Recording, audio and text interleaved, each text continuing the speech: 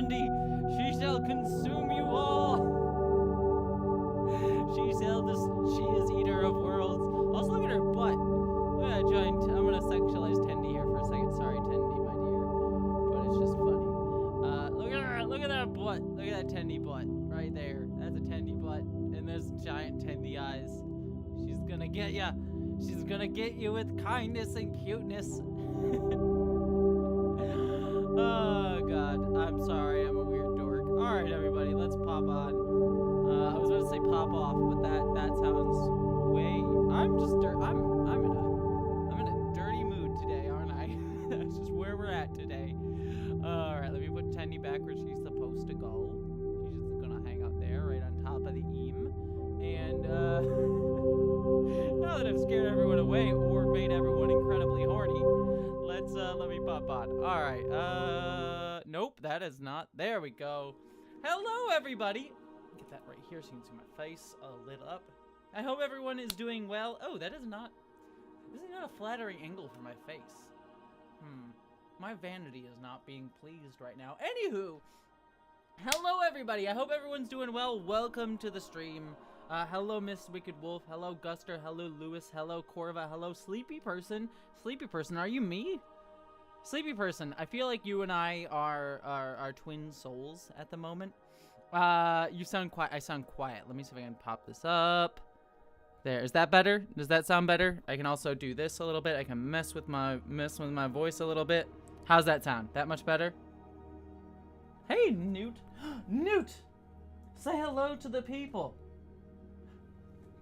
And you want to hang out just off camera. Hi, Newt. Hello. Say hello. Yeah, look at him. He's hanging out down there. You can also see my blanket over there and my workout stuff. Come here. Come and say hi. Come and say hi to the people. They care. Nope. Okay. You're just like, no, you don't even picked up. All right. I thought I was gonna help, like, rush things, because it usually takes forever to jump on my lap. And I was gonna pick him up, but he's like, nope, don't want that, and so he ran away.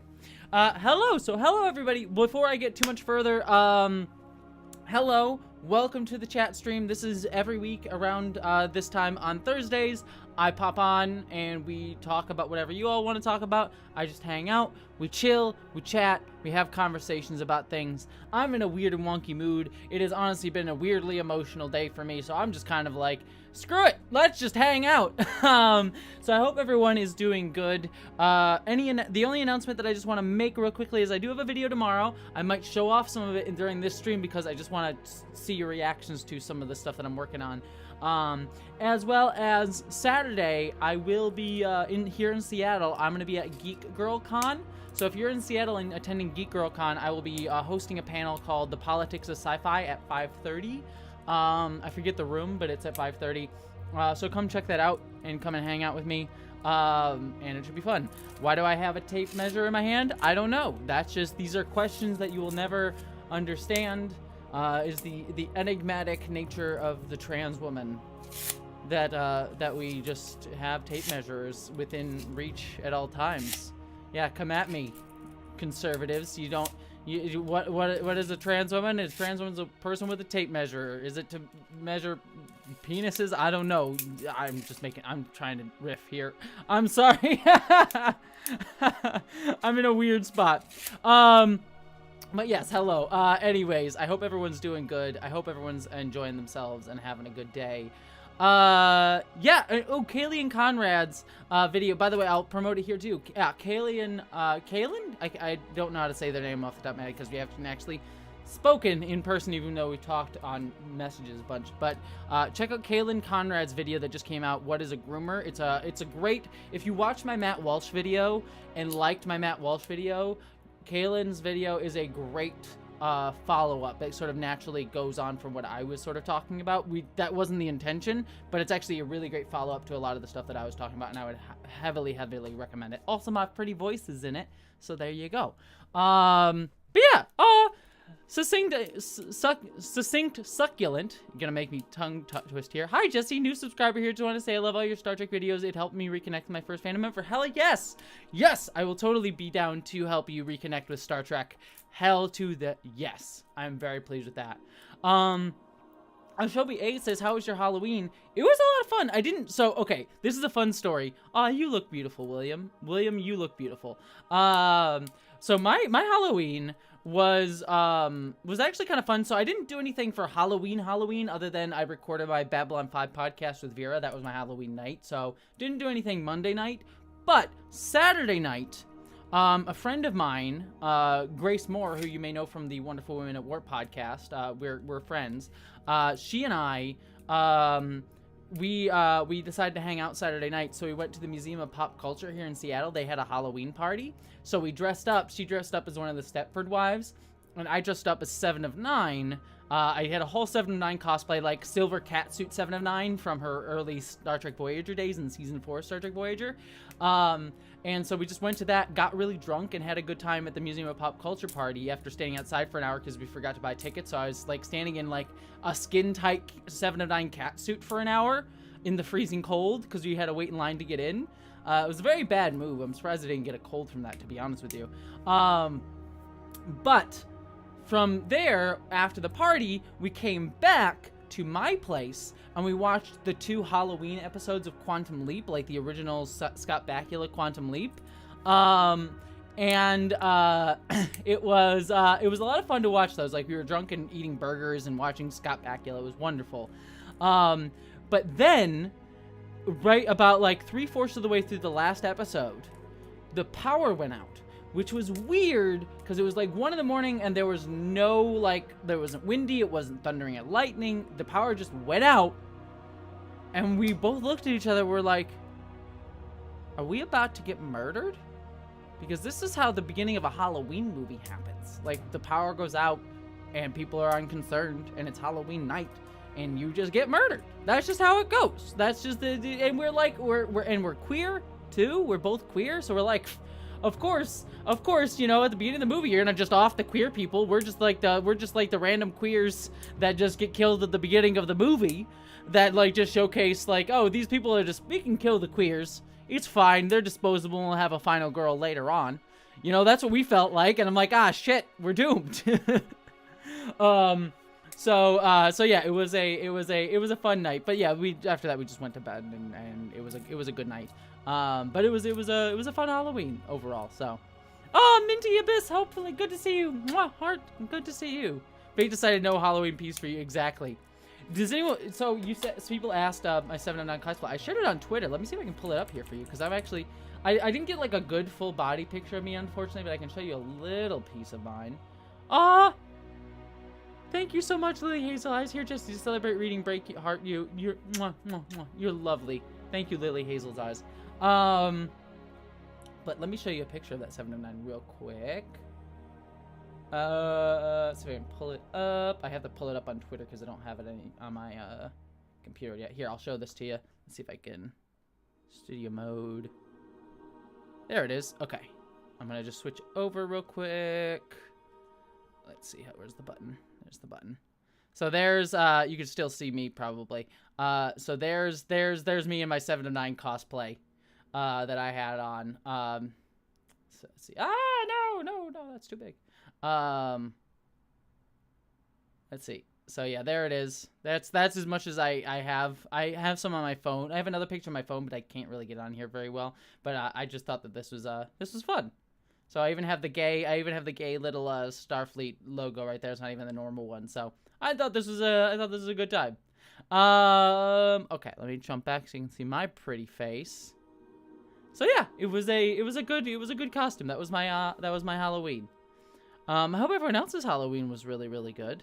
I do, Johanna, think I should be the final girl. In fact, I feel like there should not just be a final girl. It should just murder the murderers and everyone survives.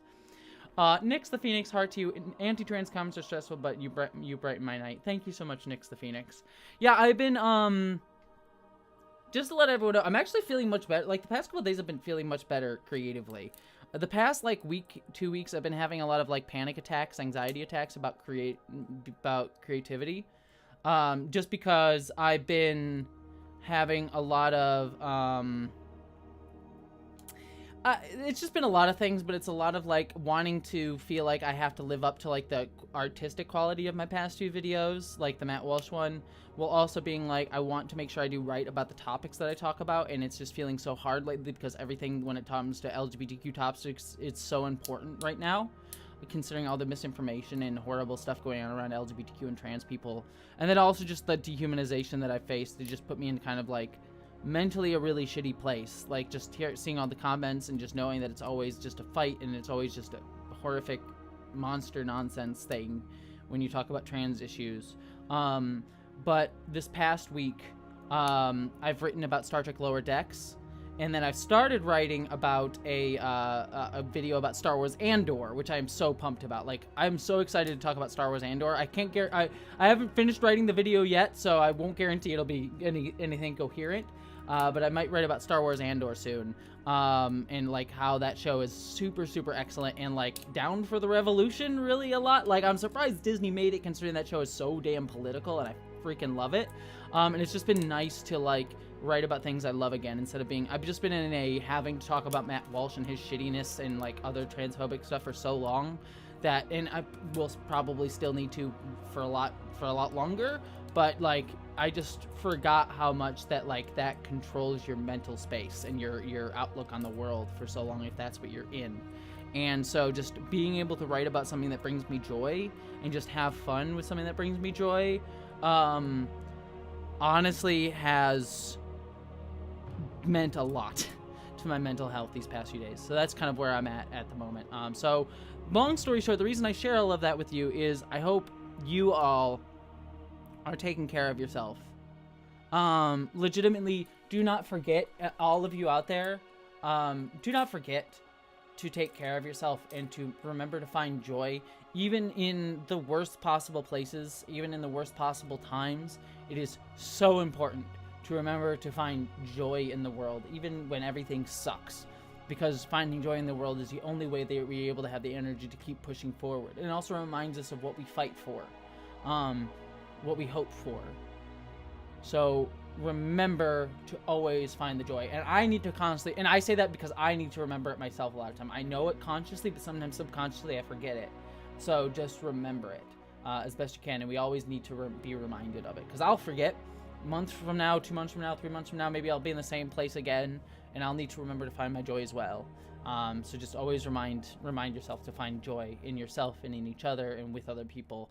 And don't just focus on, you know, nasty people doing nasty things. Like, don't get me wrong, doing videos about Matt Walsh is important, videos about terrible people is important, but it's also important to say and do wonderful things as well. So, yes.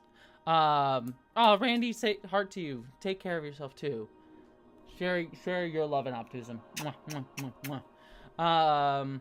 Play video games. Yes, by the way, I'm so excited for God of War Ragnarok. The reviews came out for God of War Ragnarok today, and I'm so pumped! I'm so pumped about that game. I need it in my freaking soul. I need my himbo God of War Norse mythology nonsense. It's great. I'm so excited for that game, especially since I've been playing Gotham Knights, and like, I like Gotham Knights. It's not a fantastic game, but I like Gotham Knights, but it is a huge disappointment compared to the Arkham games. So I've been playing Gotham Knights, but it's just like a thing to tide me over until God of War time. So, the music that is playing right now, people are asking, is Star Trek Online. It's the Star Trek Online soundtrack. Also, I missed a couple super chats here.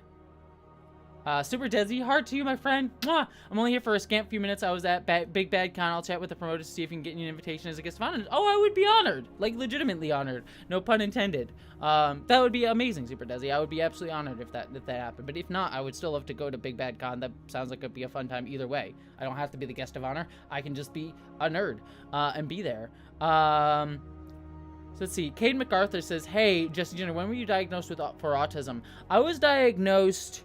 I believe I must have been 16 or 17. I was still in it was in my later years of high school, and my mom took me to a doctor to get diagnosed.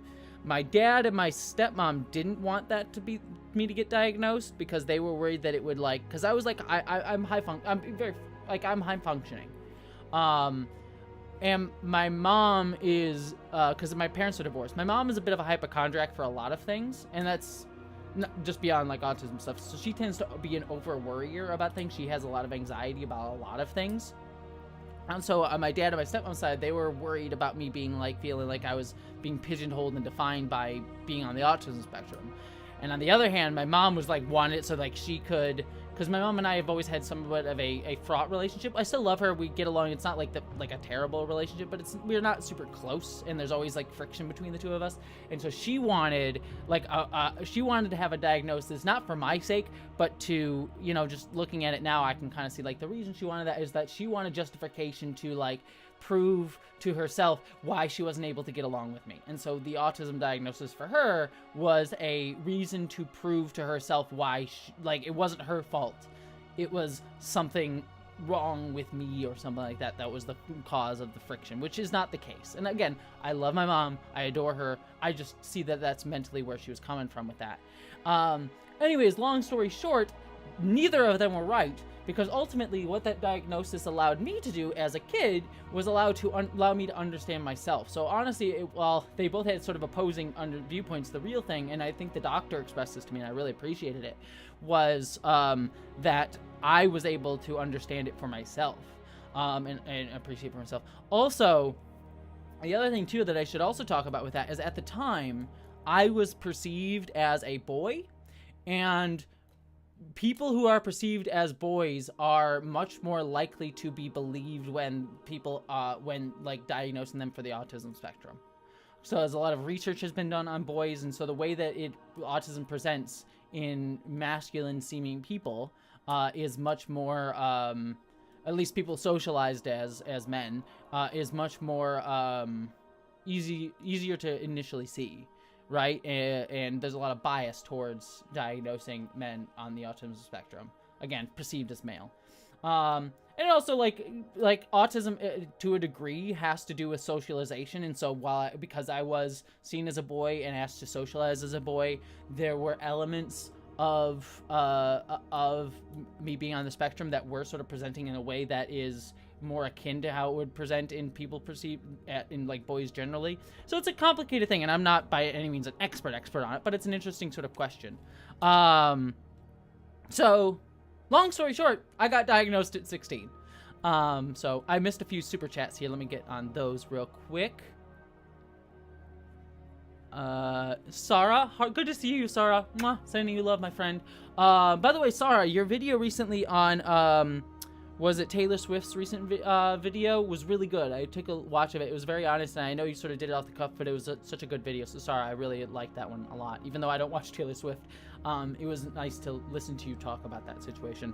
Also, I just got a text, make sure. Yeah, everything's good. And let's see. Oh, Geek Filter, heart to you, my friend. Sending you love. Mwah, mwah, mwah. Taking a break from work and saying hi. We do still need to talk. Mwah. We will. We should. Let's set something up, Geek Filter. I'm so sorry that we have not spoken in a while. We should. And hey, Evelyn, good to see you. Let's see. Sam JB, hard to you. Thank you so much for your super chat, my friend. He said, hey, Jessie, lovely to see you in a good space. Politics has not been great this close to midterms. No, but politics has never been great. And to be honest with you, like I said earlier in the stream, like, I was not in a good place earlier this week. And who knows if I'll be in a good place tomorrow. But right now, I'm in a decent place. And I'm feeling good. So hold on to it as best you can. Super Desi, hard to you. That says, that reminds me, for all y'all of my age and in the US, remember to vote. It's a way for us to fight. Yes, everyone, go out and vote. I know I'm probably preaching to the choir with a lot of you here, but please, everyone, go out and vote.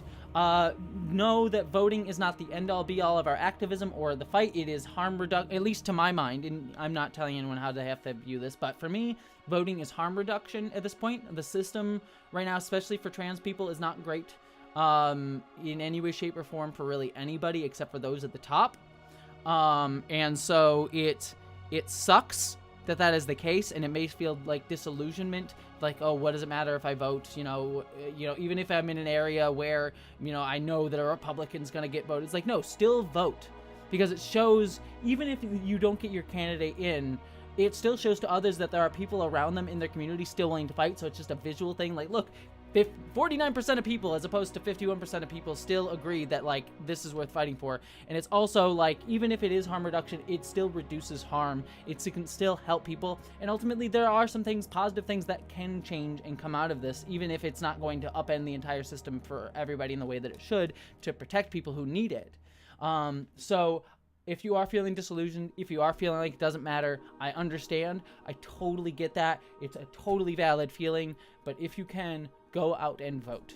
It is still important, even if your candidate doesn't win, even if you don't feel like the system's going to change. I feel those things very much so, like very, very much so. America sucks. It really does. But voting is just the beginning of one thing that you can do. It is the easiest thing that you can do, at least in some people's cases. Not for everybody, because there's people trying to pull back voting rights for people. But for a lot of us, voting is the easiest thing that we can do, but it is the first thing that we should do, and not the only thing that we should do. So yes. Let's see. Thank you, Miranda. Cade, you said, what's your opinion of Elon Musk pre-2020? I won't lie. I mean, pre-2020, I didn't like Musk, like, I didn't like Elon Musk until 2018, and like, enough has been said about Elon Musk and Twitter and how he's going to ruin moderation. Like, Elon Musk sucks for a lot of reasons, and all billionaires suck.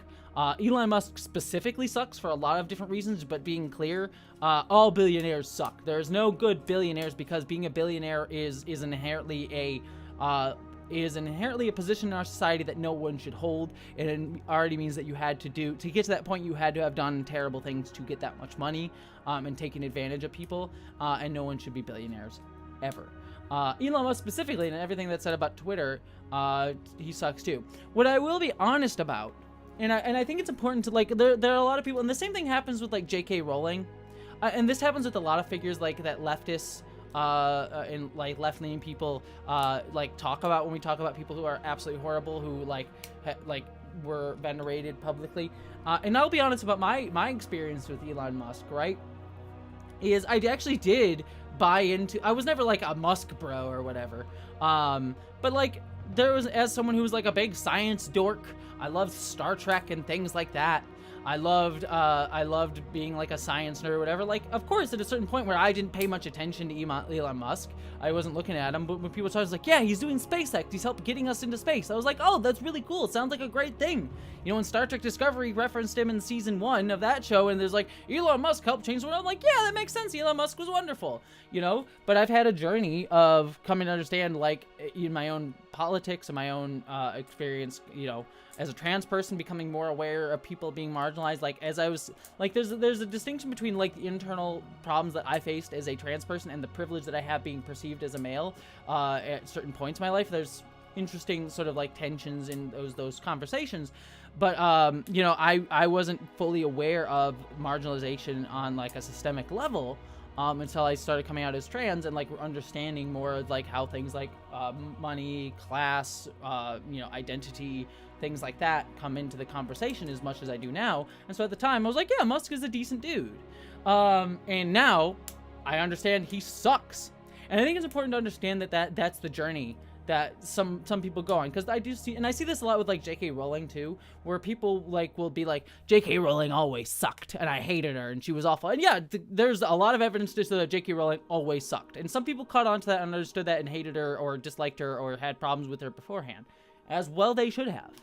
And as is typically people of color were the first ones to voice problems with J.K. Rowling, being like, hey, maybe Cho Chang is a kind of racist caricature, or the treatment of people of color in the Harry Potter books is kind of problematic, actually. And so, generally just, like, decades ahead of us. But I feel like there's this, need for people to, like, have their entire histories be clean. Like they're like, oh, well, I never loved J.K. Rowling. You know, she always sucked for me. Or I always hated Elon Musk. He was always horrible in my eyes. And in some cases that may be true. But I think for a lot of us too, we have journeys of understanding how systems are harmful. And I think it's worth acknowledging, like, understanding that, like, that is a process for some people. Now, I think people need to be held accountable when their views harm others.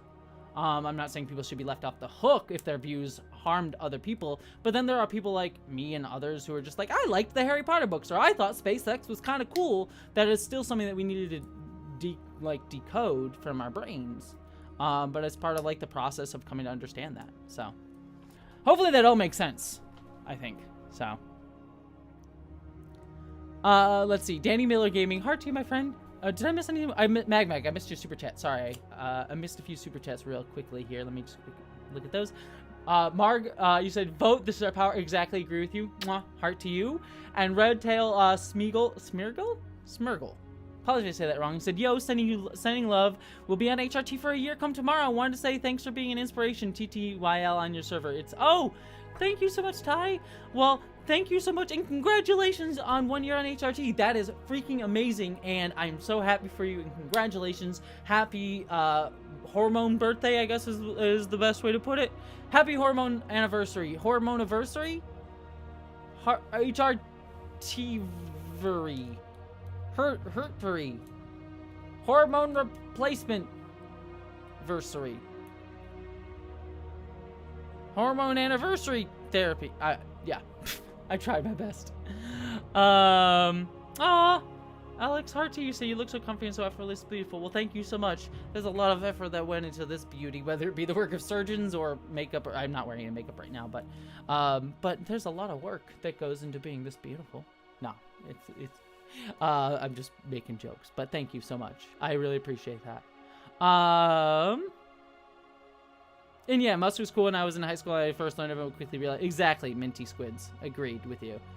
Also, has anyone seen, I mean, I shared it on Twitter, but can we just shout out, if we're talking about, like, let's talk about good people instead of talking about terrible people, like Daniel Radcliffe. Can we just talk about how Harry Potter himself is actually a wonderful human being, and how he just did an interview recently about how Harry Potter, like, he realized that on the day that J.K. Rowling came out with a really transphobic essay about, like, what, 2 or 3 years ago, at this point, he made a statement saying, like, look, I support trans people and trans rights and trans lives matter.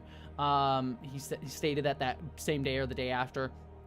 And he stated recently in an interview, he doubled down on that and said it was important for me to say that on that day because I've seen trans people and I've been around trans people, and I'm like, Daniel Radcliffe, you are a freaking beautiful person.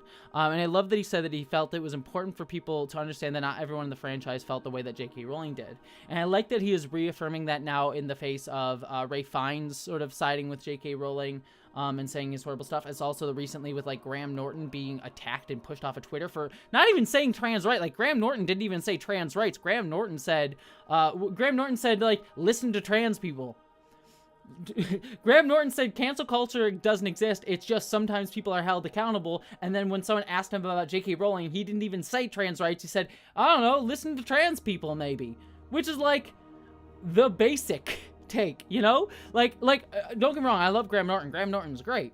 But I'm like, his take is like, should be the bare minimum take. Right? It's not like he made like some big political stance. He just said, listen to trans people when talking about trans issues, which again feels like should be the basic thing. But then for that, like, people, J.K. Rowling sort of led a harassment campaign against the man off of Twitter, like saying he was defending rapists because they view all trans people as rapists. You know, and so like just saying listen to trans people somehow equates to listening to like rapists and stuff, the sexualization and predatorization of trans women specifically, the sexualization of all trans people, and the predatorization of trans women, like seeing trans women as predators, and then trans men as like trans men being seen as women who have been tricked into the trans agenda and need to be saved from the scary trans ideology. So the infantilization of trans men and the saying like trans women as like predators coming to attack and rape you sort of thing. So anyways, going back to Harry Potter, like Daniel Radcliffe is kicking butt, and I'm so glad to see him being supportive. And then there's like these takes that they had about Emma Watson too, where like there was that thing with like some turf wrote a whole thing about Daniel Radcliffe, like he needs to show thankfulness to J.K. Rowling, like these kids need to be more thankful. And I'm like, number one, J.K. Rowling did not make Daniel Radcliffe. Daniel Radcliffe had talent and she hired him. And so he shouldn't be thankful she should be thankful that someone so freaking talented did this wonderful work. And she didn't even hire him. Like, she was part of the casting process, but like other people directed those movies and made those movies. So like, she should be thankful that someone so wonderful and who has better morals than she does embodied this character that she created, but that he seems to better understand. So yeah, like, the fact that he should be thankful to her is like, no, screw you. She should be thankful to him, you know, she should be thankful for him now for like making it so that the entire Harry Potter franchise doesn't seem like a complete and utter like hellfirescape. That like there is still some there is still goodwill for the Harry Potter franchise because of people like him, not because of her. Because you look at those Fantastic Beasts movies, and like I say this as someone who like kind of liked the first one, to a degree. Like those last two sucked, even beyond J.K. Rowling's transphobia, and messed up politics, and there's still messed up stuff in those movies as well. Like it is nice to see a man who at least is part of this franchise and so front and center in this franchise, along with Emma Watson too, who is still absolutely wonderful. So, and Eddie Redmayne too, I think, also said some similar stuff, and also the girl who played I'm not Queenie, but the Queenie's sister in those movies, the like lead woman for the first two movies, who like was like, yeah, J.K. Rowling sucks, and that's why they wrote her out of the third one, because she was like very vocal about how J.K. Rowling sucks, and that's awesome on her. She like literally get herself like pushed out of I mean, at least a dying franchise at this point, but like getting pushed out for that. So yeah, it's great. Daniel Radcliffe, amazing. We stand Daniel Radcliffe here. We love him.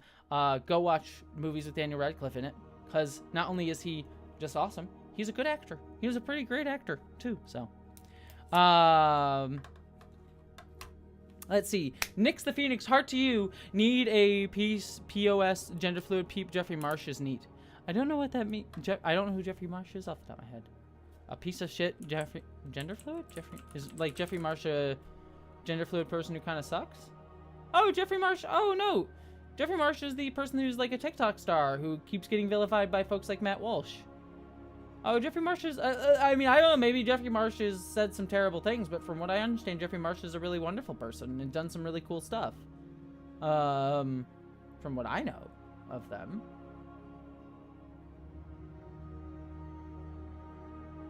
Yeah, I'm just trying to see if they said anything awful, but no, as far as I know, Marsh is wonderful.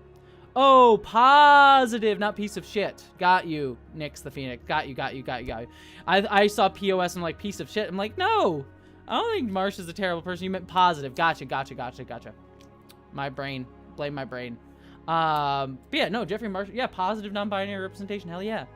I might be doing a video on non-binary identity soon. Like, I want to do a video that I'm looking into, because I also identify as non-binary. My journey to like understanding non-binary is uniquely my own, and I still align with being femme presenting within being non-binary, and still like have an affiliation and a draw towards the word woman and trans woman and things like that.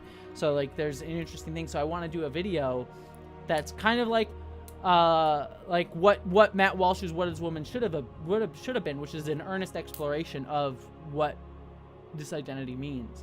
So I might do a video on that. I think it'll be kind of a fun and positive video, and like something really interesting to talk about how non-binary isn't a single identity, and that people come to understanding they're non-binary in a lot of different ways.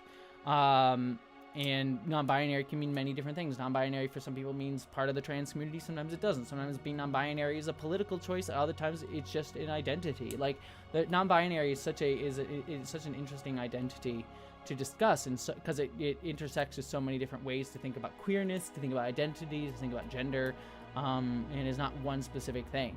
So it's a really cool. I think it's be a really cool thing to discuss.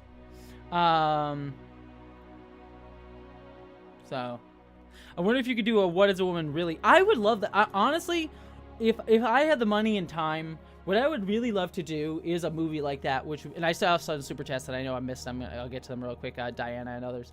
But I would love to do an actual documentary that like I go around and basically do what Matt Walsh did, like kind of parody Matt Walsh, but like Not like have the tone of the movie be like, haha, fuck you, Matt Walsh, but like be like, okay, let's actually do this, what he did, but in an earnest way, not as like a propaganda piece. Because like I made the point that like his video was not what his video was doing. What is a woman? I hesitate to call it a documentary film because it's neither really. But what is a woman? Matt Walsh's film, we'll just say, was doing was not the starting place for that film. Was not what is it? The starting place of that film was not the actual question. What is a woman? If the starting place of that movie was, let's answer this question and explore what it means to be what a woman is, let's actually ask that question and go in with like earnest curiosity without any assumptions about what that is. The thing with that movie, and the reason it's a propaganda piece, beyond just the misinformation of it, but like there's the misinformation in that movie and propaganda and all that shit that I broke down in the second video that I did on him, but the first video that I point out is like, there is no earnest curiosity. The point of this video, or the point of this movie, is that it comes from the starting place of trans people suck and women are white, weak, fragile, needing to be protected, should be in the home, should be protected by a husband, and has like been born with a vagina and the ability to have kids and are baby making factories. Like that's the like he never explicitly states that, but that is the starting place and the thing that he consistently reinforces to his audience throughout the film. A lack of earnest curiosity, but ultimately just like winking at the audience like, we all know that the woman's like the person who should be at the home making sandwiches and can pop out babies for me. Wink wink. Like that's the underlying presumption and starting place for the film, as instead of an earnest place of curiosity of let's explore this question.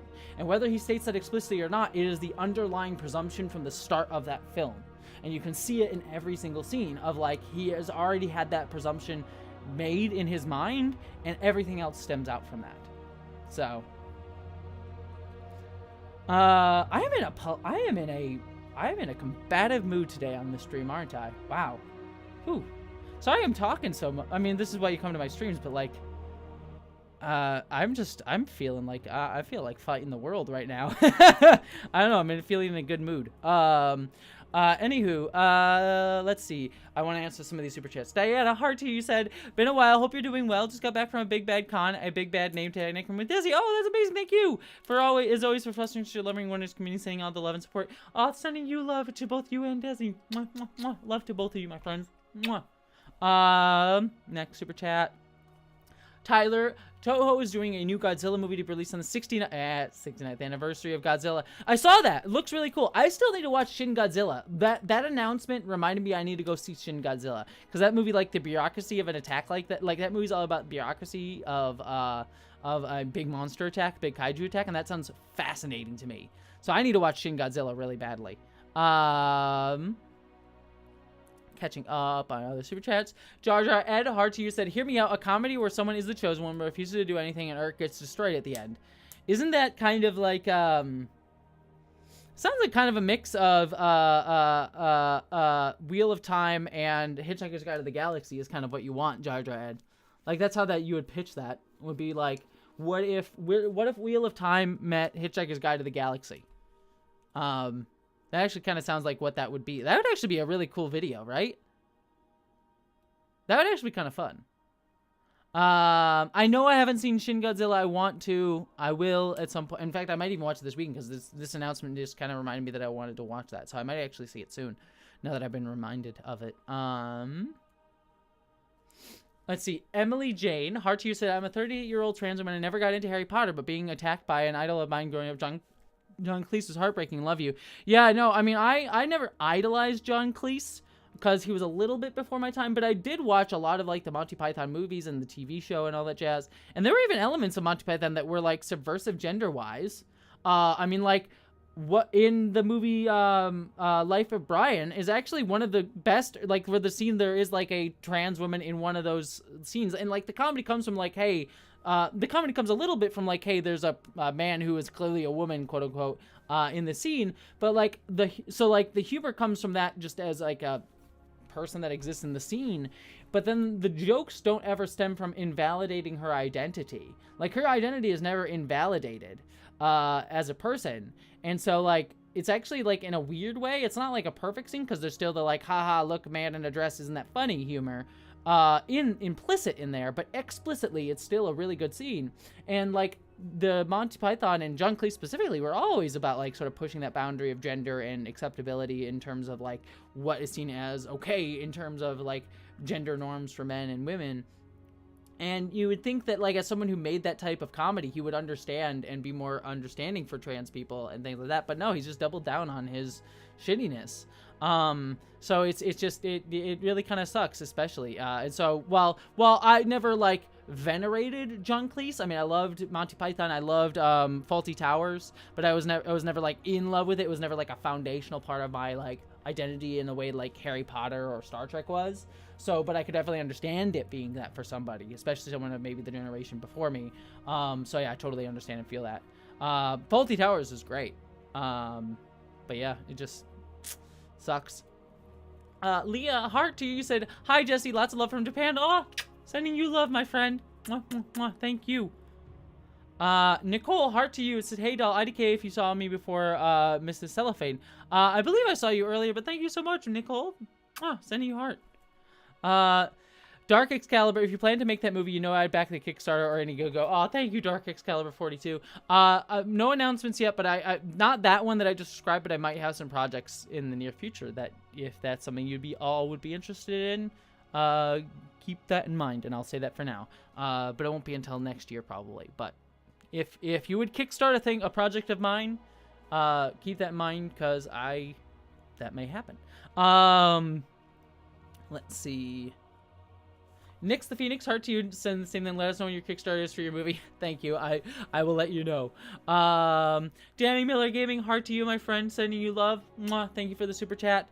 Bobby K, heart to you. Said, how do you find the confidence to speak publicly on YouTube? I have a lot of creative urges to make things, but anxiety gets better than me. It is difficult. I mean, it comes and goes, right? Like, this is the thing with all art. And I said part of the anxiety that I was feeling this past week came from a few places.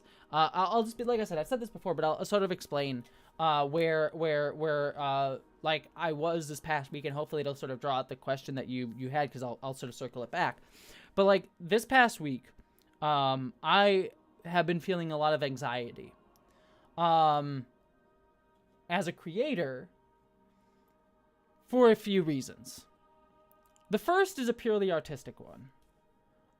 The Matt Walsh video, regardless of the topic, like just aesthetically and in terms of like the humor, the things that I was able to do in that video, the costumes, the mirroring of the ideas that I was making in that film with like the things I was shooting, like it's by no means like the best thing I've ever done, and I'm certain there are many flaws in that video that I would like change if I could go back. But I'm very proud of that video on an artistic level for a lot of reasons. And so I've sat down these past weeks, and I have a lot of ideas of other topics that I want to do, like my Sex and Star Trek Deep Space Nine video or a couple others.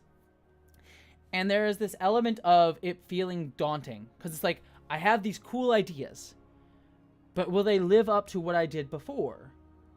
And you start at whenever you release a project out into the world, it's like this thing that you release and it's done with and it's out there and it's not yours anymore. And then you have to start at square one again. And you have all the tools and the abilities and things that you've built up and the learnings you've learned as an artist, but you are starting from scratch. And so to be like, oh, I want to get to that place of like releasing this thing into the world for people to see again is a daunting task. To like, I am back at the beginning now.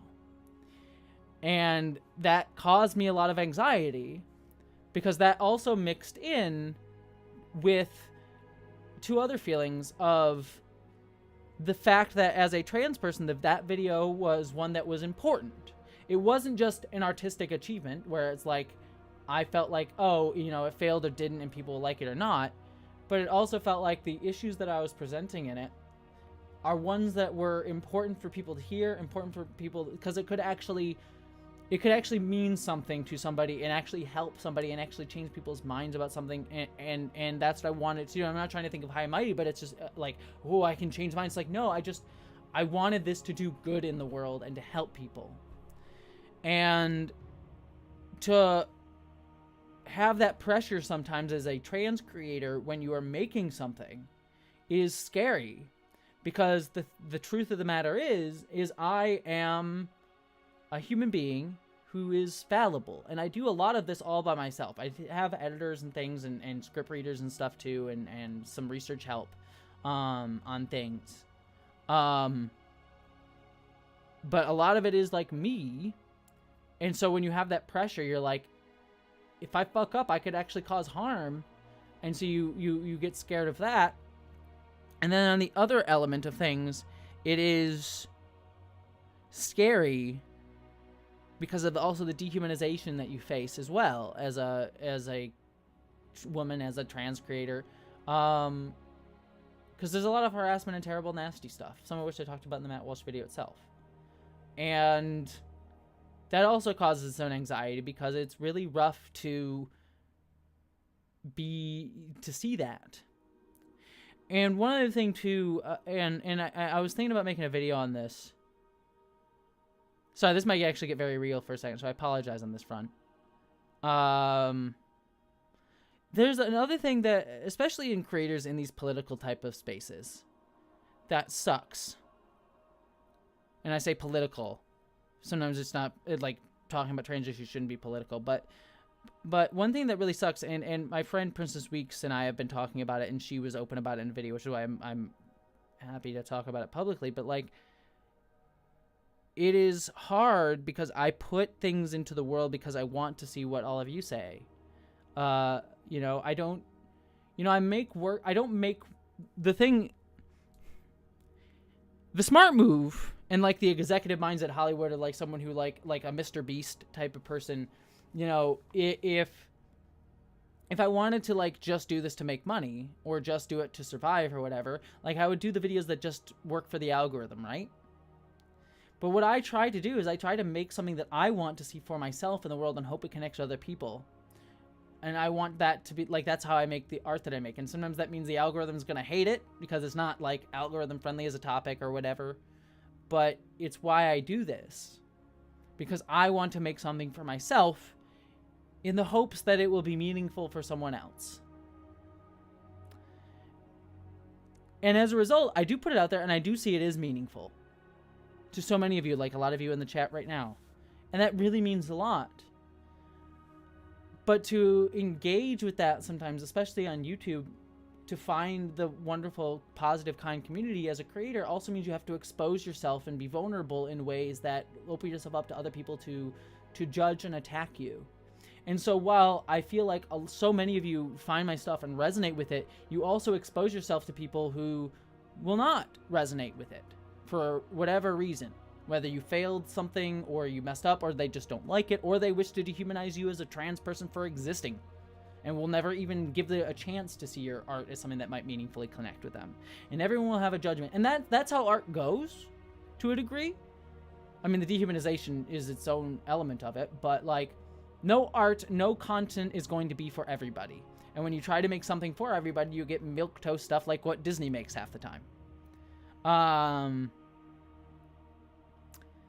Or it's not as deep because the universal is in the specific. But what is hard for you as me as a trans person, and someone dealing with topics that are kind of heavy at times, is that emotions are always heavy. And it can leave you hurt a lot of the time. And that vulnerability sometimes hurts. And I actually spoke about it over on my secondary channel, like, because I talk about nerd stuff. Sorry, I'm ranting right here, so apologies. Thank you for allowing me this, everybody. But when I talk about nerd stuff over on my secondary channel and do my reviews and stuff, even that gets toxic. For one, certain TV shows have been thrown to this culture war bullshit. So, like, Lord of the Rings of Power, and I talked about that show, is always like, you're dumb and stupid for liking the show, or like, it's the worst show of all time. Oh, look, there's black dwarves in it. Oh, look, the lady girl is too strong, even though Legolas did the same thing. So it's like constant toxicity that is placed upon you as a creator of, like, you're an idiot for liking this. The wokes, you just like the woke SJW media. Oh, look, of course the trans person loves the woke SJW nonsense show. When it's like I'm just trying to have a nuanced conversation about a show that I enjoy, sometimes don't. I have criticisms. And so that gets toxic. And then just as a trans person talking about things, you get that. Like, literally today, I was looking at my comments on the Star Wars Andor review today. And what was I'll even show it to you right here, actually. You know what? Because I take pictures of them in case I want to, like, use them to talk about, like, a topic. But, like, this was a comment left on my Andor video today. What the fuck have I stumbled upon? Is this Gmail for real? Like, talking about Star Wars Andor had nothing to do with me, with the content of what I said, just my existence. And so it just sucks sometimes when you make things and put things out into the world and you get dehumanized and attacked. I've gone a long way from where the original question, which was how do you find the courage to put yourself on YouTube? The reason I share all of that is why I felt anxiety this past week. But also, to bring it around to a positive, I also realized the reason I make the content that I do, the reason that I put stuff out on YouTube, is two reasons. One, because I need it. Because if I didn't make these things, I would feel it burning in my heart that, like, I feel like I want to make these things so badly that to not make them sucks, and wanting to express it. And then I also make it because I want to connect with people. And when you do, like we are doing now, and when people watch videos and things like that, it means the world to me. It really does. And so what I say is, to someone asking, how do you find the courage? Just know that it is going to be scary. You're also going to fuck up as an artist too. Never expect your first video to be good. It won't be. But that's okay. You learn as an artist and you grow as an artist. You grow as a creator. And so what I will say is the courage is just know that, like, two things. Know that putting stuff out there will help you grow, and that you will find people who connect with your work, and it will be meaningful, especially as you grow and refine your voice and learn and grow. So I'm not going to tell you that, like, there's not going to be a little bit of a leap to make to get over that hump in terms of making something. And I'm not going to say that there won't be pain along the way, or there won't be people that suck, and there won't be hurts that you will experience, because you will, especially if you get to a certain level. You know, there's always, you know, power is an inherently shitty thing that nobody really should have in any way, shape, or form, especially since society venerates power. And so, like, any place where you get to a platform of a certain level, you need to be responsible with it, but also it's going to be somewhat power is harmful to even those who have it. And that's not to, like, say that people who have power shouldn't be held responsible for how they wield their power, but just to say, like, human beings are not made to have inherent power over each other. And so sometimes that can be difficult to try to emotionally handle everyone having opinions on you. But at the end of the day, like, I always say it's worth the risk to try it, because you never know if you're going to try, and I would rather try than have regret about not doing it. And for everything that has sucked doing this job, sometimes there's been so much that I've gained and been meaningful to me, and I hope for others. I hope any of that made sense. Kind of got very far away from the question. And I thank you. I've been seeing some of your comments, so I apologize that I might have missed some of them, but I've been reading them. But thank you, everybody, for listening to that rant. I want to quick catch up on some super chats really quickly. I'm going to quick run through some of these. Olivia, it's hard to. You said, have you read Octavia E. Butler's Parable Duology? It was written in the 90s, and the time frame of the novel starts in 2024. Some of your books' events occurrence is disturbing. I mean, Octavia Butler is awesome. I have not read the Parable Duology, so I can't speak for it, but I have read some Octavia Butler, and she's phenomenal, and she understood shit. Like, read Kindred, and you're like, wow, this... Like, I read Kindred, and I'm like, that feels like a book that could have been made 10 years from now and been just as prescient, even though it was made, I think, like 20 years ago. Maybe 30 years ago. I think it was written in the 90s, maybe? I'm not 100% sure. But, like, Kindred could have been written today and felt prescient today. But it's a 30-year-old book. So, like, yeah, I'm not surprised by that analysis of Octavia Butler. Kathleen and Beth, heart to you. Nothing much to say this week. Enjoy the fall weather. Mwah, mwah, mwah. Sending you love, my friend. You said, what is your opinion on the debate related to... Oh, Leah, heart to you. So, what is your opinion on the debate related to Dylan Mulvaney? Many conservatives are burning words against them after the meeting with Biden. Dylan... Oh, was this the... Because I'm bad with names. Dylan Mulvaney is the TikToker who spoke about trans issues, right? Oh, I mean, and like had a meeting with Biden. I mean, she goes by she, they, or she, they? I want to make sure I get pronouns right, because I actually don't know too much about her, because I'm not a big TikTok person. But I just know tangentially about her a little bit. So actually, I can't speak fully to this situation, so use she and they pronouns. Okay, cool. So I can't speak totally to her. Let's see. NBC reported that following her meeting with Biden, Mulvaney became the target of vitriol campaign by right-wing activists. I mean, not shocked. Her days of girlhood TikTok videos have been considered by conservative critics. Many within the trans community see as blatant transphobia. I mean, again, not shocked. Republican. This sounds like like literally that's the thing that happens with every single trans person that gets any sort of publicity. They get harassed and vilified and denounced and seen as like a groomer. Stuff that we've all been talking about and stuff with Matt Walsh. So I'm trying to think if there's anything specifically other than like a trans person was visible. Dylan Mulvaney, Joe Biden, radical left-wing lunatics want to make this absurdity normal. Yeah, it's just Caitlyn Jenner said shitty things because Caitlyn Jenner sucks. Oh yeah, and Caitlyn Jenner I did hear about this. Like Caitlyn Jenner misgendered Mulvaney. Well, because like Caitlyn Jenner's she's. You know, I made a tweet about it. Like Caitlyn Jenner is very similar to create drama on YouTube. And I'm not trying to create drama, but just being open about it. She's like Blair White, except for much more famous, where it's like she is willing to say terrible things about the trans community, partially because of her privilege that insulates her from the damage that she causes saying those things. She no longer is an athlete, right? Like she's not a professional athlete. Like I'm not saying she's not athletic or whatever, but like Caitlyn Jenner used to be a professional athlete. She is not anymore.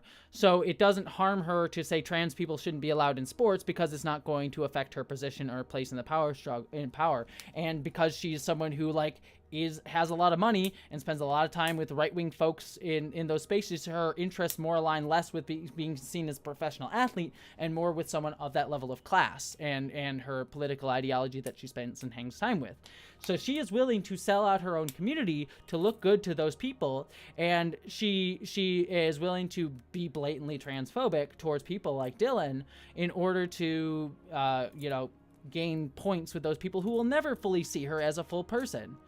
And she doesn't realize that because she has more interest she is more aligned with her class interest, not to like go overly Marx here, but she's more aligned with her class interest than she is with her identity as a trans person.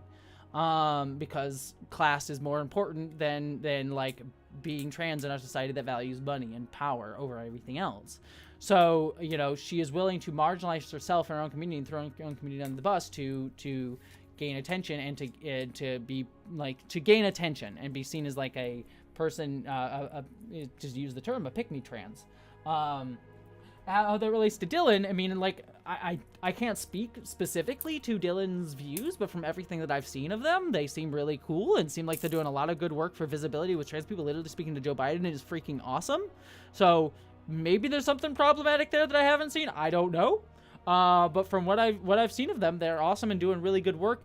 And the debate around her is the typical like anti-trans like groomer panic nonsense of like trans person's predatory, gender ideology is harming the kids, like that whole nonsense. So, yeah, I mean, if there's something specific, I don't know what that is off the top of my head. I think there's just the controversy of trans person is publicly visible and thereby needs to be vilified by the right wing. And people like Caitlyn Jenner are willing to be the pick-me trans in order to throw their own community under the bus to get attention. That sounds like the extent of that conversation. But I there might be a piece of information that I'm missing. But from just looking at it real quick, that's what it sounds like. And when I say it, I mean the conversation, not Dylan. I hopefully just want to be clear. I'm not saying Dylan is it. Doesn't go by its pronouns. I'm just using it at like the situation. So I want to be just making clear in case anyone misconstrues that. Not that there's anything wrong with anyone who uses it pronouns, by the way. I also want to be clear about that. Jar Jar Ed, heart to you. You said I got run over by an X-wing. I'm okay, by the way. I got teleportation powers and depression requirements. Superheroes. I mean, certain superheroes certainly. Brooding is certainly a requirement for some superheroes. Depression for some, like Batman. But brooding is a requirement for every superhero. I would expect. Stay Hump 10. Heart to you said, hey JG, it's so cool that your dad's lawyer is hoping to see him pop up in the She-Hulk. If only, right? I would love that. I'm not sure, my dad, I don't even think my dad's seen a superhero movie. I made my dad, I think Christmas last year or 2 Christmases ago, I told my dad, I made my dad watch Spider-Man Into the Spider-Verse, and he liked it, but he didn't really care. Like, he was like, I don't really like superhero movies. And I'm like, yeah, that's fair. You don't have to like superhero movies. Some of them can be very generic, even like, especially today's to a degree.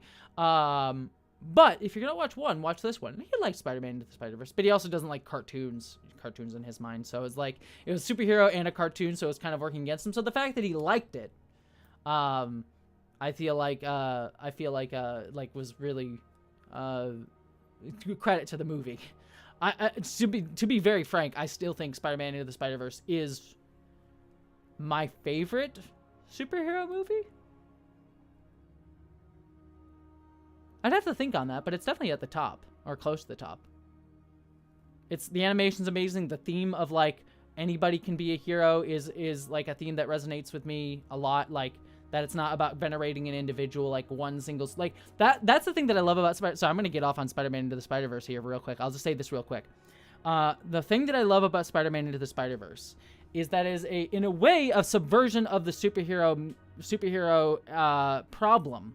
And I'm not saying every single piece of superhero media has this problem, but inherent within superhero as a genre is the veneration of individuals, saying like, there are these great people that can do great things for us to protect the little people, which is again this sort of inherent veneration of power, which I always rub up against. Now, that's just an implicit thing in all superhero media, and it can be an explicit thing in some things, like Zack Snyder's films kind of do that a lot, where it's like, these people who are worthy and greater than us can save us, and fuck the collateral damage they cause, because anything they do is inherently justified.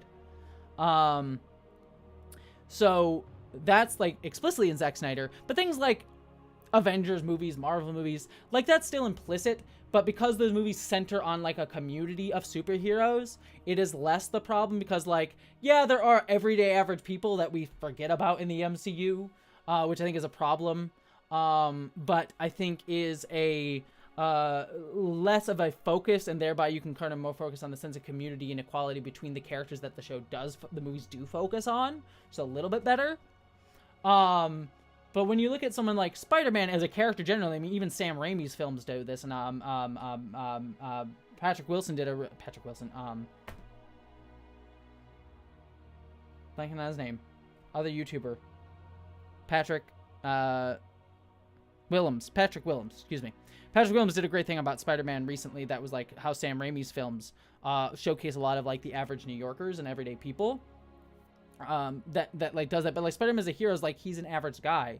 So what I really love about Spider-Man Into the Spider-Verse, I don't know how I got on this how I got on this like the sidetrack here, but anyways, Abigail, sending you a hug, my friend, sending you love. But what I love about Spider-Man as a hero generally, and Spider-Man Into the Spider-Verse specifically, is that that movie is explicitly about anybody can be Spider-Man. Anybody can be this type of hero. It is not about venerating a single individual who can do better. It deconstructs that about Spider-Man, saying anyone can. Gwen Stacy can be. A pig can be. Anime Japanese girl can be. Nicolas Cage can be. Kid from, I believe Miles Morales is from Brooklyn? No, Harlem. I believe. I forget. Apologies on that front. I forget which neighborhood in New York City that Miles Morales is from off the top of my head. But, like, anybody can be Spider-Man, right? And so Brooklyn, thank you, Savory Lemon. I was right the first time. Harlem is Luke Cage, which is who I was getting confused by. But yeah, so like anybody can be Spider-Man, and so I loved that as a theme for that show.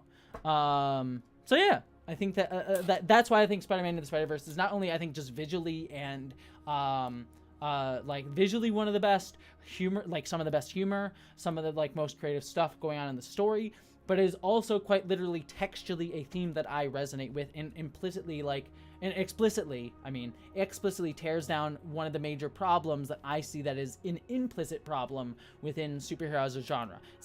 It is not a thing that says you can't like superheroes, but it is a kind of a fundamental issue with superhero films, is their veneration of the individual. God, so many spicy takes. God, I hate myself because I sometimes rant in ways that I'm like, that could be a video essay I could have done, but instead I made it a live stream.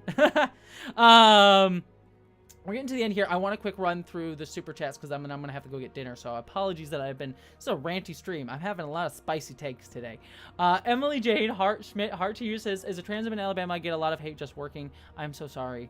It's odd, but I always want to be a heel bad guy wrestler growing up, so I take strength from the haters to power me. You have to a degree, and it sucks, right? You know, as a trans person, it's that sort of double consciousness thing. I'm gonna not make this a whole rant because I will get into it, but it's that whole double consciousness thing where you have to, any marginalized person. I'm gonna be very clear. I'm stealing from W.E.B. Du Bois, who was talking about the black community in the United States. So, you know, I'm applying his analysis to the trans community. So I just want to be clear. I'm pointing that out. But like, any marginalized person has to hold two truths in their head: the way society views them, how they are vilified. So like, as trans people, we have to hold in our mind, especially trans women, have to hold in our mind like how we are seen as predators, seen as dangerous, seen as vilified, as awful by society, and also know the truth of the matter of like how we see ourselves as people, as human beings, and have to hold those two counter narratives in our brain at the same time. And so you kind of have to sometimes like use the hate to fuel like your energy, or else it will sometimes be debilitating. So it's a very important part of like humor and pushing back and using hate to fuel you is, unfortunately, it shouldn't be, but unfortunately a part of a marginalized experience. So sending you love. I could rant about that more, but I want to make sure I get through these super chats. Bobby K, I appreciate the honest reply, comments, heart, y'all. Thank you, Bobby. Mwah. Sending you love, my friend. Al the Wizard, a heart to you. Thank you so much for the super chat. Mwah. Heart to you. Nix the Phoenix, heart to you. Thanks for being such a positive person, even with the trolls you brought together. Lovely communities. Nix the Phoenix, the community includes you. Like, I am part of this community just as much as all of you are part of this community. And, you know, I appreciate that I am the person that this community has been built up around in terms of the content that I make and the live streams that I do. But I always want to make sure all of you know that in this community, I am no more important than any of the rest of you. So when you say, like, thank you for this community, thank you for being this community as well. All of you, each one of you. So I just want to make sure that is clear and know that I appreciate you for being here and for making this community a community, because it wouldn't be a community without Nix, you specifically, and everybody here, so just as much as me. So just want to make clear on that. Michelle, heart to you. Mwah. Thank you to you. Alexander M, Into the Spider-Verse was also Stanley's final performance. Linking Parker's funeral to his final voice acting was I do remember that, and I remember like tearing up a little bit at his small little cameo in that movie. It was a very, very good cameo, and a nice way to sort of say goodbye to him in those movies. Savory Lemon Heart to you said, this is just when I'm not the biggest fan of Brad Bird films, and it's not anything the credit is strong should be held back by the weak. Exactly. Like, it's the same. While I think that like I could go off on this a little bit more, but like Brad Bird, I think like both Zack Snyder and Brad Bird, I think both have like kind of objectivist like Ayn Randian themes of the work. For Brad Bird, I think it is a little bit more of an implicit bias in that, whereas for Zack Snyder, I don't think Zack Snyder's like, you know, the world's biggest object. Like, I don't think Zack Snyder's like an inherently like fascistic, authoritarian person. But I do think textually he does understand that, like, in his work, that he is venerating these powerful people. Like, look at the way he frames shots of, like, Superman in Man of Steel not caring when things blow up around him and, like, saving people's lives. The way he visualizes, like, men's physical power, like his shot of abs in 300, or even like Batman doing his workout scene in Batman v Superman, and just like Superman's like pristine, idealized, masculine, strong man body. And so because of that, he does sort of deify these people, these superheroes, much more textually than something even like Brad Bird does in like Tomorrowland or The Incredibles, where he is very much showcasing this aesthetic of power and venerating the aesthetic of power over what that power, and what with great power comes great responsibility, what that power means to have for other people. It's kind of like that's why like there's a different, and I think Superman as a character in the comics and in like Christopher Reeve's movies understands this, but it's like an interesting distinction when you put up like Superman versus Spider-Man, is Zack Snyder's Superman versus like Spider-Man as a character as a whole, because Spider-Man as a character, his ethos, his guiding light is with great power. There's two things about Spider-Man. With great power comes great responsibility. And number two, that like Spider-Man is everybody. Like that was the thing that Stan Lee said when he created the character. Like he had not only Peter Parker be like sort of an everyday teen, but had him wear the mask, because underneath the mask he could be anybody. He didn't like have a window showing like Batman or other superheroes where you can kind of see his face. Like under the mask, anyone could be Spider-Man, which is why, everyone thinks about with great power comes great responsibility for Spider-Man, but I would even argue is sometimes the more important thing about Spider-Man is that anyone can be him. Something, again, that Spider-Man Into the Spider-Verse made explicitly text is like the theme of that movie, more so than with great power comes great responsibility. But when you compare that to Zack Snyder, with Zack Snyder, the question is not with great power comes great responsibility or anybody can be Superman. The thing with his Superman is only Superman could be Superman, and the question is whether to use his power or not. It's like, it's not a question of whether or not you need to justify having power, which is what Spider-Man is about. Spider-Man is about like, I have power, I need to do right by this power. I need to justify, not to justify having this power, because no one really should have that much power over others, but in a system that is inherently like going to give power to people, I need to use this power responsibly. We live in a world that gives power to more people, so if I'm going to have power, I need to use it in a responsible way. And anybody could be me. Whereas in Zack Snyder, you have a Superman character who is like, only Superman could be Superman. He's the only Kryptonian in Zack Snyder's verse. And the question isn't whether he uses the power responsibly. The question is whether he should use the power or not, whether we are deserving of him using his power for us. It's about whether we are deserving of his power. And whether he should hide it, because we aren't able to accept him in our society, because we aren't worthy of him being this god for us. And that is a much more explicit theme in Snyder. So I want to be clear. I'm not like calling Zack Snyder like a fascist or an authoritarian. His aesthetic and his themes lead to those types of readings of his work. And they lead to those types of people being more interested in work. But I'm also not saying if you like Zack Snyder's work, you're a fascist. But fascists are more likely to appreciate Zack Snyder's work because of those themes of like the aesthetic of power over understanding what power means and what having power means. Fascism and authoritarianism is all about the projection of power, about showcasing power. And so it's why I dislike Zack Snyder's movies, because of that. It's not saying Zack Snyder is a fascist or authoritarian, but that his films lend themselves to that type of reading because of his veneration of individuals deserving of power. I have ranted like a lot here, so I'm gonna finish up these super chats real quick, and then I'm gonna probably finish off because I need to go have some dinner.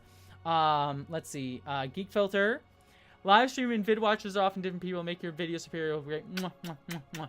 Thank you, Geek Filter. I might even clip all this out and like make it into a script and fix up it is. I might actually clip out this and be like, well, I just made a video essay script for myself just during this stream. Now let's just make it more concise. Mana Sorocious, mom, friend, reminder, take care of your sis, poor, can't, thank you, Mana, agreed, and sometimes I need reminders of that a lot, so, thank you, Mana. And last one, Jar Jar Ed, Henry Cavill is getting into the cape, and James Gunn and Peter Safran now control the studio. Now they need to remember Superman saves people. Yes, I'll end on this rant because I've ranted enough about superheroes during the stream, and I'll end here. I am so pumped for James Gunn being in charge of the of DC, and Henry Cavill getting a chance to be Superman under James Gunn. Because I think James Gunn, you know, James Gunn has stated in the past that he doesn't think he would understand the Superman character, but I feel like he would be the person that would be better placed to give someone that opportunity to do it right. And I made a whole video about James Gunn. And so if you want my thoughts on James Gunn, it's one of my proudest videos. Unfortunately, it's age gated because YouTube sucks. But go check out my video on James Gunn. And it's why he's one of my favorite filmmakers right now, because James Gunn is less, there's discussions of power in his work, but more thematically what James Gunn is about as a filmmaker is someone sort of taking down his own toxic masculinity, and understanding if his Superman, oh, you know what I just realized what I would pitch to James Gunn as a Superman movie. But anyways, James Gunn is someone who, his films are about someone who had power in relationships on a personal level, had power, not as a systemic issue, though he does relate it to things like systemic issues and things like Peacemaker and the Suicide Squad. He gets there, but in his work prior to those two works, and he's even in those two works like Peacemaker and Suicide Squad, what he does is he takes someone who had a lot of personal power and used it without responsibility, and used it in ways that were harmful to themselves and to others, and works to deconstruct that within that person, helps that person do the work to understand themselves and sort of break that down, and then also holds them accountable at the same time for the pain that they cause themselves and to others. And so I would love the idea of Henry Cavill coming back to that Superman specifically, and coming in and work and being a James Gunn Superman. I would pitch that this Superman, after, here's my pitch. Okay, I'm going to make a quick pitch and then I'm going to end this. If I were to pitch a Superman movie to James Gunn, and it was a Henry Cavill Superman movie, I would be like, this Superman just died. He's the Zack Snyder Superman. He died, came back to life in Justice League, whether you count it as the Snyder Cut Justice League or the Joss Whedon Justice League as canon, whichever. But he died and came back. And that gave him a chance to look back at his life and his legacy. And he realizes that he was what I just said, that he was someone venerated for his power, that he was seen as a god by the society around him, that they literally made statues to him. And what he wants to do now that he has had this new chance at life is to understand, I need to show them that I am not above them, but I am an everyday person. And so the movie, I don't know who the villain would be necessarily. I'd have to think on it, but the character arc that I would take him on is having him come to terms with needing to show the world that he is not a god among them, he is a person of them. And honestly, I would focus the movie more on Clark Kent. Maybe make the villain more of the Clark Kent villain. Have a character who's much more, it's the villain of the movie is much more, you can still have your big fight or whatever, but have the villain be more of a Clark Kent villain and him having to face him as Clark Kent rather than Superman. You can maybe do, not with that version of Lex Luthor, but a Lex Luthor type would be kind of interesting. Holding, that's what it would be. It sucks that we have to deal with the Lex Luthor. Sorry, I'm just working this out right now. It sucks that we would have to deal with the Lex Luthor of this Snyderverse, because I don't think it necessarily works with this. But what I would do is Lex Luthor tries to take down Superman. And so the whole movie, Superman is trying to take down Superman, trying to beat him by being Superman and fighting the things that he has, and he just causing destruction or whatever, and realizing that he's not getting anywhere, that Lex Luthor constantly wins. And throughout the whole movie, Lois Lane is right by Superman being she's investigating him as like a journalist. And then at the end of the movie, Clark realizes that the way to stop Lex Luthor is by holding Luthor accountable publicly. Not by beating him in a big fight, not by like fighting on the streets with big monsters, but that he can hold him publicly accountable for his actions. And so like he takes down Lex Luthor by like exposing him with journalism. So it's like the power of the press too. And Clark Kent and Lois Lane working together is what stops Lex Luthor, not Superman. And that's the real power, in holding people accountable. And then at the same time, like, maybe he caused, like, some accidental destruction while he was fighting Lex Luthor. So the end of the movie has him, like, working to reconstruct and fix these things that he has caused harm to. Like, he has to pay penance as Superman and hold Superman himself accountable for the damage he's caused. That would be my movie. That is my movie. That is, if I was to pitch a Superman movie to James Gunn, that would be the pitch. There's obviously a lot more to work out there, but that would be my Superman pitch. Anyways, with that said, loving you all. I adore you all. Take care of yourselves. I'm going to go eat dinner. I love you.